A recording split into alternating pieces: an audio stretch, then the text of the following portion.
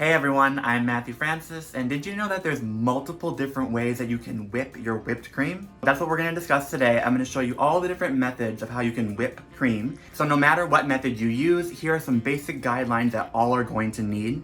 So you need to have heavy whipping cream and you need to have it chilled in the fridge. You also want to chill your whisks or any other appliances or any bowls that you use. Keeping everything really cold allows the whipped cream to whip up larger and quicker. You also want to have a really deep mixing bowl and one that's at least 4 times the amount that you're starting with because it's really going to expand at least 3 times. So now that we've discussed all the basics, let's move on to the actual methods of how we can whip some cream. First, we're going to start with hand whisking. So right here we have our chilled whisk, our chilled bowl, and our chilled cream. I'm going to start with about 1 cup for every different style and about 2 to 3 tablespoons of confectioner sugar or powdered sugar for every cup. And I want to whip it up until it's like much bigger. Into this bowl, I'm going to add in about a cup of cream, and then I'm going to start whipping. So this is the one that takes the most energy. But if you're on a budget or you want to work out, this is the way to go. When it's starting to get thick here, you can add some of the powdered sugar. I'm going to do about just a few tablespoons. Okay, so now we're at the stage where it's really starting to get really thick, and this is called the soft peak stage of whipped cream. And this is when you could either add some more sugar, or you could add in your flavorings like vanilla extract or almond extract. All those different flavors will give a ton more nuance to your whipped cream. If you want to have a more relaxed and loose whipped cream, you want to stop at the soft peak stage. But if you want to have even more whipped cream and have it be really firm and hold its shape, we want to go to the stiff peak stage. So that's just a little bit more whisking. And that's how you hand whip some whipped cream. Okay, so now let's move on to using a hand mixer to whip the cream. Okay, so here we have a chilled bowl, and then I'm gonna add in a cup of heavy whipping cream. And I'm gonna do 2 tablespoons of powdered sugar. And with a hand mixer, we're going to beat it and let it go.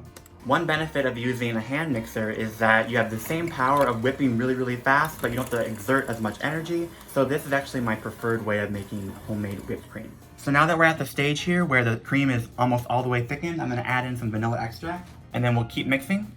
So when you're using a hand mixer, you wanna start off at a lower speed and then increase to a higher one. You don't wanna start off too soon at a high speed because then it's gonna fling cream everywhere. So here we go, that's sort of soft peak, medium peak. And then here we go, we are at stiff peaks. That's homemade whipped cream using a hand mixer. Alright, so now I'm going to show you how to make whipped cream in a stand mixer. So here we have a KitchenAid. We can use any type that you want, as long as it's really strong and hefty. And you always want to make sure you have a whipping attachment on. And this is chilled, the bowl is chilled, and our cream is chilled. And again, our ratio for whipped cream is going to be 2 tablespoons of powdered sugar to every cup of chilled cream. So I'm going to add in about a cup of heavy cream there and 2 tablespoons of powdered sugar. And then we're going to start it on low. The whipping process in a stand mixer probably will last you about 5 minutes or more. It's really easy because you don't have to do any kind of work at all. And there we go. That's a good example of stiff peaks. This is for the stand mixer.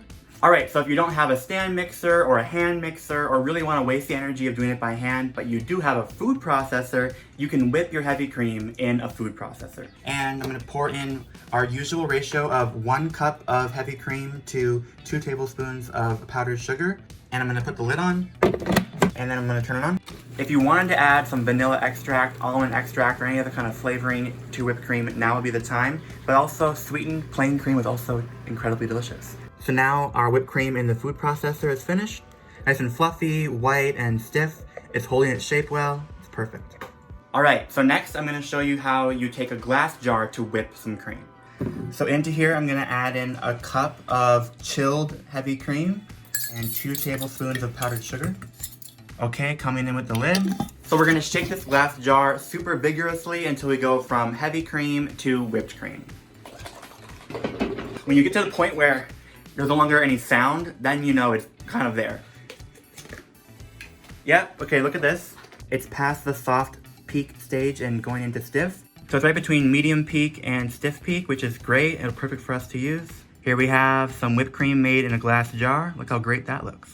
Okay, next up I'm going to show you how to make whipped cream with an immersion stick blender. It's really powerful and it whips things up or blends them up very quickly. Most stick blenders come with like a cup that you can blend things in, But if you don't have one, you can do it in a bowl or another type of like quart container. But as long as you have a sort of deep, wide, tall container, you should be fine.